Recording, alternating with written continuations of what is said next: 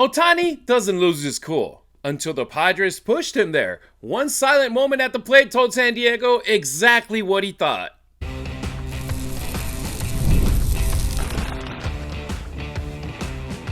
You are Locked On Dodgers, your daily Los Angeles Dodgers podcast. Part of the Locked On Podcast Network, your team every day.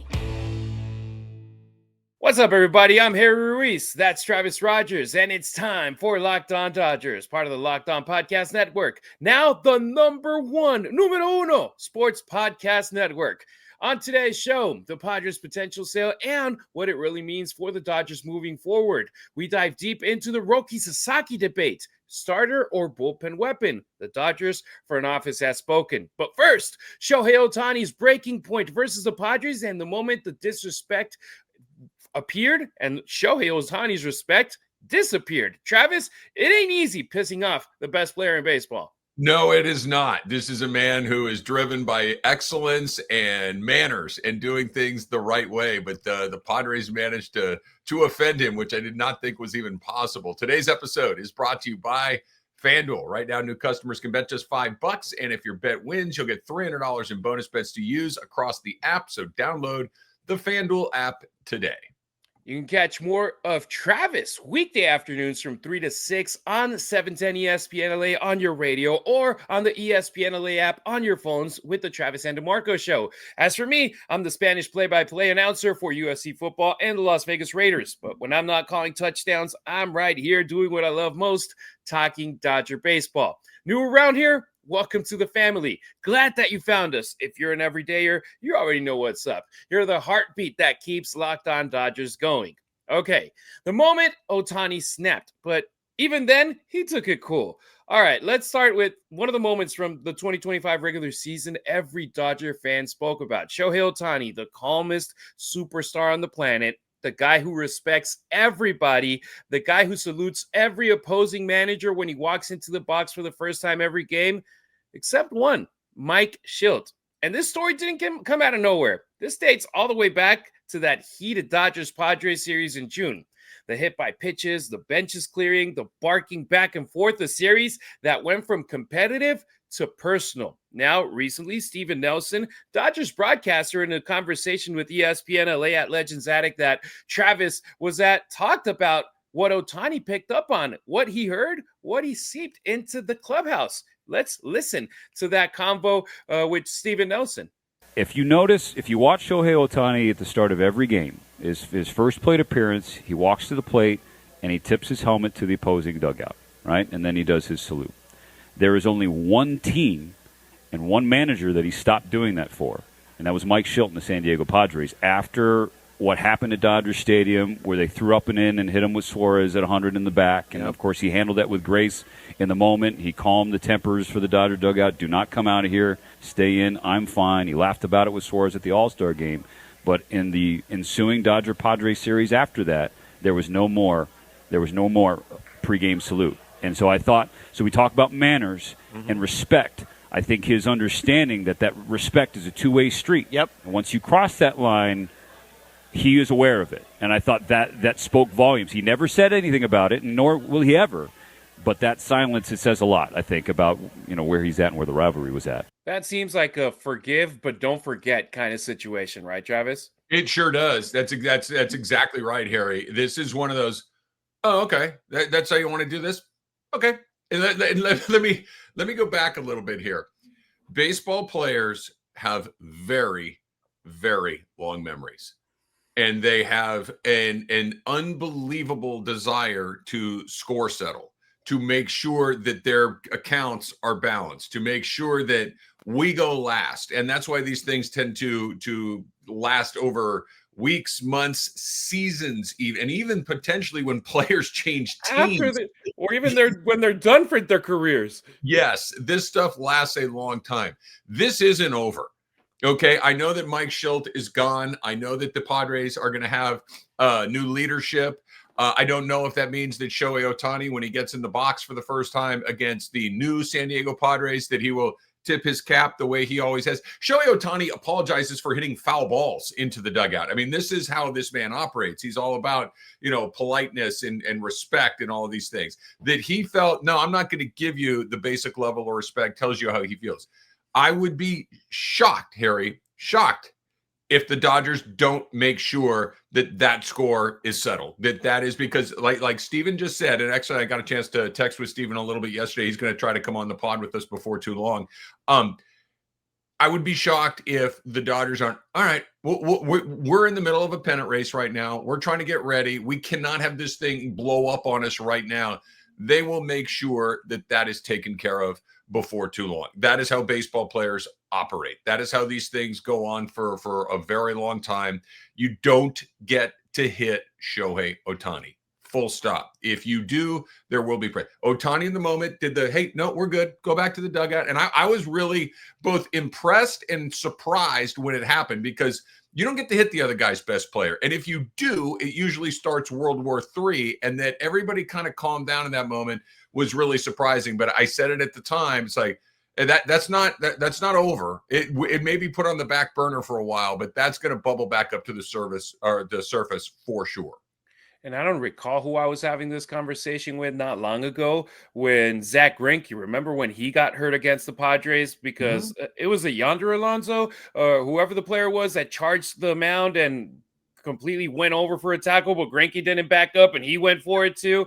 And a fractured collarbone that he suffered. And it was like, hey, Greinke was the guy that I would have completely bet money on. Is like, he's going to be the one that goes and does this right now. I feel like if it happens next year, I feel like Blake Snell might be that fella for the Dodgers. If he's up there on the mound and it's like, hey, we got a receipt that we got to cash in on Shohei Ohtani and a pitch. I feel like he's one of those guys. And here's the deal.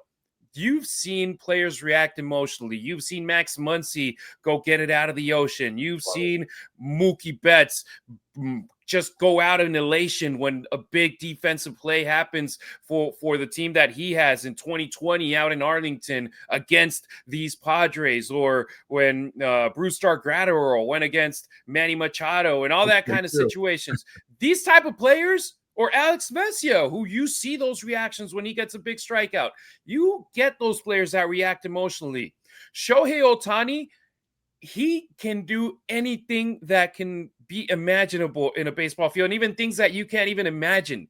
So he's not a guy that reacts because he knows stuff can happen. So when he feels like a team or a manager disrespects the game, disrespect him, he's going to make his point, but quietly and permanently. And that's why that moment stood out so much. And that's why when I heard that conversation, which, by the way, you can go check out ESPN LA for that great 20+ minute convo with Travis and Steven Nelson with the rest of the ESPN LA crew, I was like, hey, we got to share that soundbite out over here on our show and speak about that moment, because it's clear as day that we remember it when it happened. Oh, yeah. And look, you mentioned that it could be a guy like Blake Snell. I think he's a great choice. I think he might be the first round draft pick in something like that. But I think that it literally is anybody on the team. You don't think Justin Robleski would do that, or Emmett Sheehan, or, Yamamoto, right? That any of these guys, like, you don't get to hit him. You don't get to do this, and you really don't get to do it way up here the way that they did it before, right? That high fastball. It's one thing. Look, there's oddly an etiquette to this stuff, and to where you can do it and to who you get to do it against. And if you're going to throw 100 miles an hour like Suarez does, you damn well better be sure that ball is below the waist. You need to make sure that ball is in the legs, that ball is in the rear end, or something like that. Because when you start coming up around the shoulder, that gets by the head. And that's when these guys don't mess. I mean, you can end guys' careers by coming up there, and it's not over. It will continue. They couldn't do it in the time, because that was in the midst of when the Padres and the Dodgers were neck and neck and competing for that NL West title. The Dodgers know what they have in Shohei Ohtani. His teammates know what they have in Shohei Ohtani, and you don't get to do that. And look, the message was sent. The respect was gone. The boundary was drawn. And since that moment, look at the difference. The Dodgers, they went up. The Padres went down, and one of those teams is celebrating a back-to-back World Series championship. The other one, they couldn't even make it out of the wild card round. So good luck to them. And we'll be talking about them a little bit more ahead on our show in the third segment because, I mean, they're starting to be a interesting situation down there in Southern California. All right, but speaking of high stakes, high pressure arms, coming up on Locked On Dodgers, the Roki Sasaki debate. The front office says starter. The postseason said super reliever. Who's right? And what does his 2026 role really mean for the Dodgers? The NBA is back, and that means there's no better place to get in on the action than FanDuel, the official sports betting partner of the NBA. If you're here in LA, you know, one of the local teams at least is off to a pretty fast start, which means you're going to want to get in. And even if you miss the start of the game, you're going to want to ride that hot hand, right? Which means FanDuel is the place to be because FanDuel's got live bets on everything from who's going to get that next bucket to that big fourth quarter comeback. Plus, you can put those two things together. You can combine your live bets into a same game parlay for a shot at what? That's right, bigger payouts. It's going to keep every single game even more exciting, especially when that team that you're crazy about starts making that late push. So right now, FanDuel, they're giving new customers $300 in bonus bets when your first $5 bet wins. So head on over to FanDuel.com and sign up and play your game with FanDuel, the official sports betting partner of the NBA. Thank you for making Locked On Dodgers your first listen of the day, and thank you for making Locked On the #1 sports podcast network. Check out our YouTube channel where you can subscribe for free. Smash that notification bell so you never miss a beat. Full episodes, hot takes, breaking Dodgers news, and more.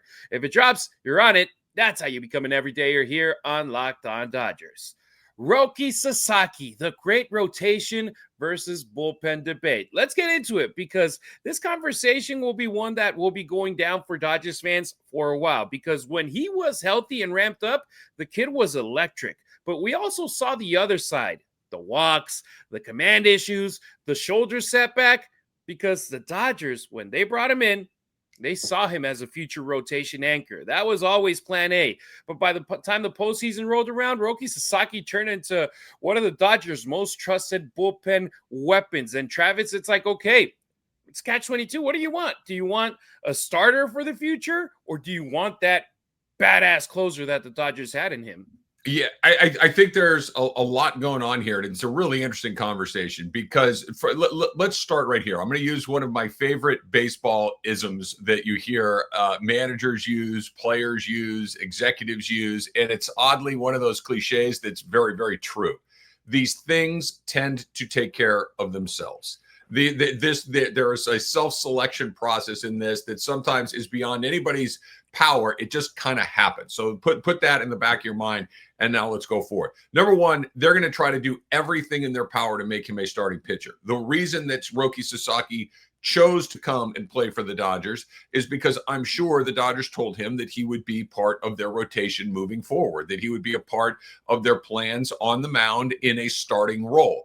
That's number one. The Dodgers are true to their word. They're not going to say one thing and then do something very different after just one season. That was, by the way, it's a really short sample before when he struggled and they sent him down. He had the injury and everything else. So I think you go back to square one, you start over and see what he looks like as a starting pitcher. This was still a work in progress when they brought him in here. I think a lot of Dodger fans really didn't quite understand exactly what he was when he got here. This was not Yamamoto.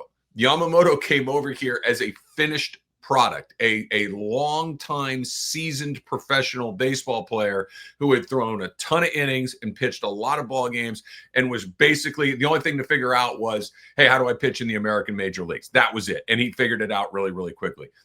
Sasaki is a kid. He's super green. He still has to figure out how to pitch, how to use his stuff, how to get his body ready, all of these different things. So that's kind of that's like taking a kid out of high school or a kid out of college and trying to ramp him up to the big leagues very quickly. He was never going to hit the ground running like Yamamoto did. So that's another part where this is a slow build.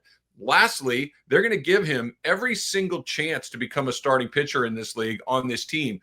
But if it doesn't work out and they need to slide him into a different role, that's an option. You know, most pitchers, especially relief pitchers, end up there out of necessity, right? Not because they drafted or scouted as a closer. Occasionally it happens, but usually they're starting pitchers that are unsuccessful in the starting role. They put them into the bullpen and they find a second life down there.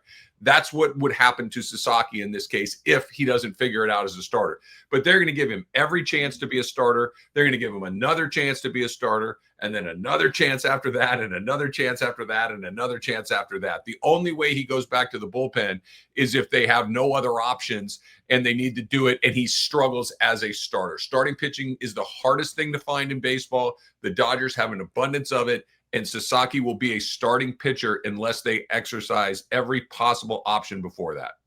That's why guys like Yoshinobu Yamamoto get $325 million contracts despite only playing once every 5 or 6 days. Yep. Unlike other players like Shohei Ohtani, who's up there every single day up on the mound playing 160 plus games per season. In the case of Roki Sasaki, I'll give the Dodgers front office and the coaching staff a lot of credit when it comes to they started the season off in Japan. And they could have been the manager and the front office saying, you know what, we're going to go Yamamoto game 1 and Blake Snell or Tyler Glasnow game 2.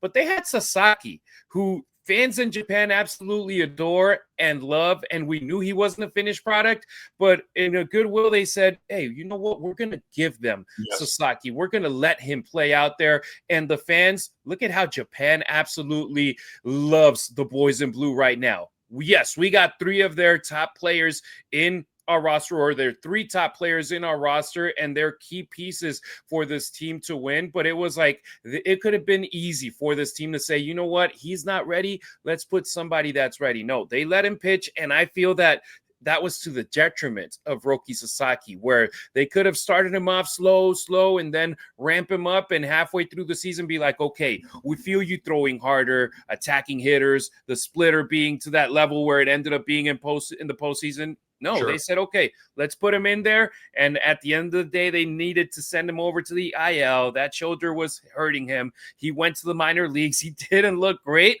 but that's what the front office does with the Dodgers. They find a way to be able to use a player, even if he's not functioning in the way they expected him to do at first. And look, without him, the Dodgers don't win the World Series. And you and I, Travis, were like, no, don't touch him until 2026. We'll work on him in 2026. And they knew how to use him. And now the front office is like, no, he's going into spring training being a starter. No question, no and ifs or buts. He's the a starting pitcher for this franchise. Yeah, and they're going to try everything in their power to make that happen. I think you bring up a really good point that them opening the season in Japan, I think was, again, for people that were not paying real close attention to what was going on, was a little bit of a distraction, for lack of a better word, for Sasaki, because he had to pitch in that series, right? He just signed with the Dodgers. They're opening in Japan. You knew he was going to have to pitch in one of those games, even if he wasn't ready, and he wasn't.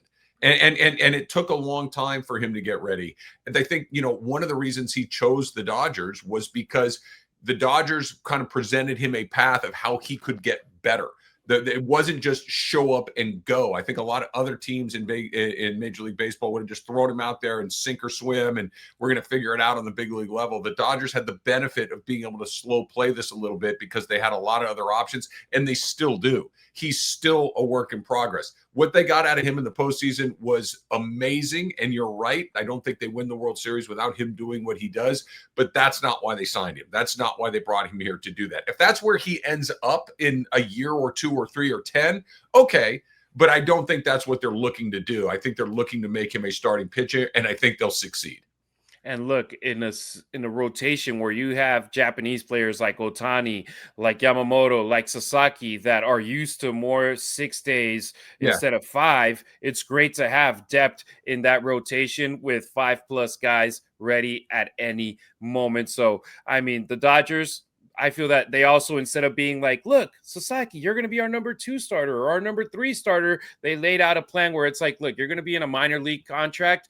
You're going to be taken care of by us. And by the time that it's time to cash in for you, you're going to be in the best position possible. You're going to pitch when you're ready to pitch. You're going to pitch when we think you're going to succeed. We're going to put you in the best possible place to demonstrate your skills to thrive at the major league level. The Dodgers don't have to sell tickets. The Dodgers don't have to try to win one extra game in May. They have the luxury of time, and they're one of the few teams that actually has that. They have the luxury of abundance. They have the luxury of they got 10 starting pitchers. They don't have to have him. They would like to have him. They will have him, but this isn't one of those we can't make it to the end of the week without him. They've got plenty of options. They're going to use him very slowly, very deliberately, and he will be a starting pitcher until they've exhausted every possible option.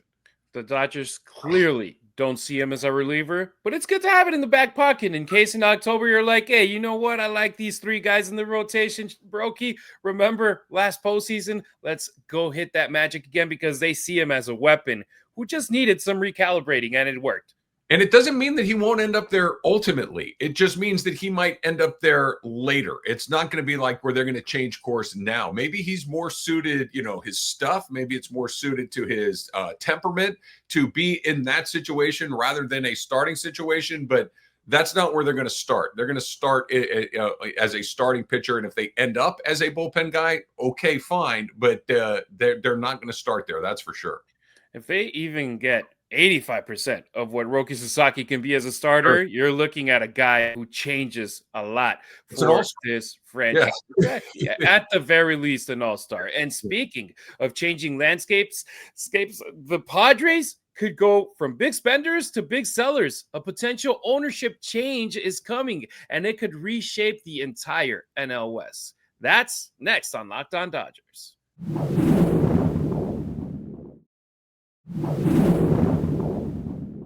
Don't forget to follow Locked On Dodgers not only on YouTube, but on X, Instagram, and TikTok as well. You can find Travis on social media at Travis Rodgers on X and Instagram. Meanwhile, I'm at Harry Ruiz on X, at Harry_Ruiz on Instagram, and at Harry Ruiz_ on TikTok. Padres ownership shakeup, a threat or just noise for the Dodgers? Because the news that dropped out of San Diego is massive.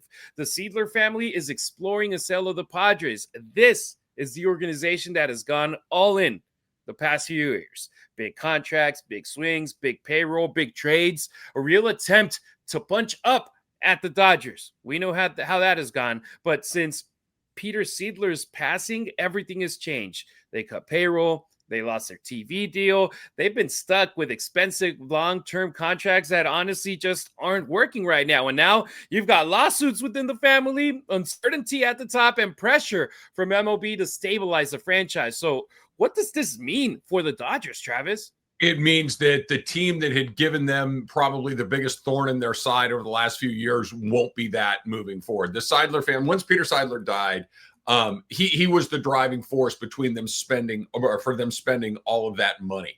And once he was gone, you knew that this was going to happen. There was going to be a division inside the family where one side may want to continue to try to do this. Another side's like, let's get out of this. This doesn't make any economic sense. And this is where it lands.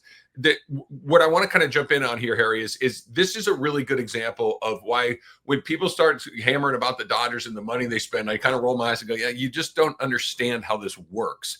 Because the Padres, when they spent the money poorly, it's not just spending the money, it's spending the money on the right guys at the right time. The reason that the Padres are going to have to start to off-sell a bunch of this stuff, and the one guy that probably is movable is the one guy they should probably hold on to is Fernando Tatis Jr.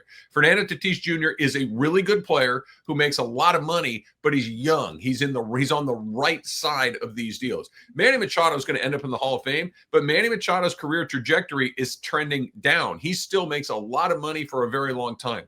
The Xander Bogaerts deal might be the worst deal in baseball. And it was the worst deal in baseball the day they signed it. It was one of those, wait, what? Yu Darvish is old. He's had 3 arm reconstructions, and he makes a fortune as well. They spent their money poorly. The Dodgers have spent their money really well. So the Padres will either be old, expensive, and not very good, or you're going to have to try to offload some of these guys like a Tatis, who you might actually get a haul for to try to rebuild your team.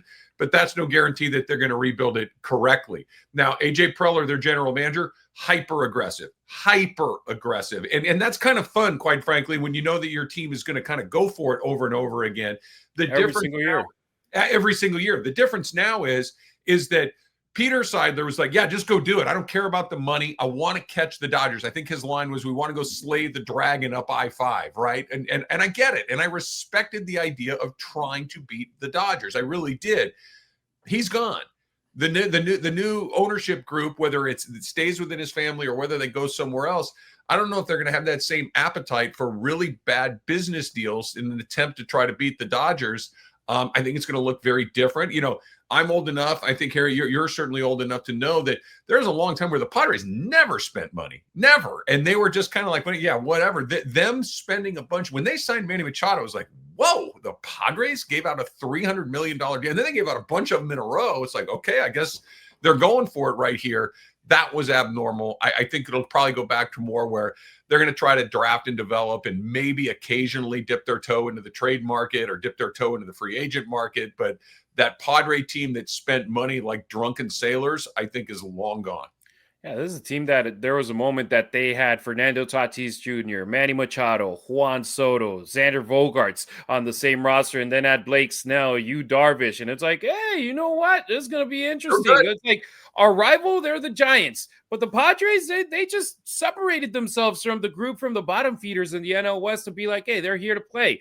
Their most significant success was beating the Dodgers in the DS. They're probably going to put a banner up at Petco Park for that because that's the closest they're going to get right now to being over the Dodgers. Right now, with this process, there's two possibilities, and they're completely different. Possibility one, the Padres slide backward. If the Steeler family sells to a more conservative group, or if they keep the team, they're going to want to trim payroll. They're going to want to rebuild the team, and they're going to go right back to being in that group with the Rockies and the D-backs that don't scare the Dodgers over 162 games. Or possibility number two, a mega investor shows up, and this becomes the beginning of something dangerous, because we know that there's a lot of deep pocket people that want to get involved in professional sports. And especially you look over at pro baseball where there's no salary cap, where you can spend all your billions. I feel that Steve Ballmer, he was on the wrong sport where he went over to baseball. He went over to basketball. He loves hoops. But if he went over to baseball, he could have just been spending money like crazy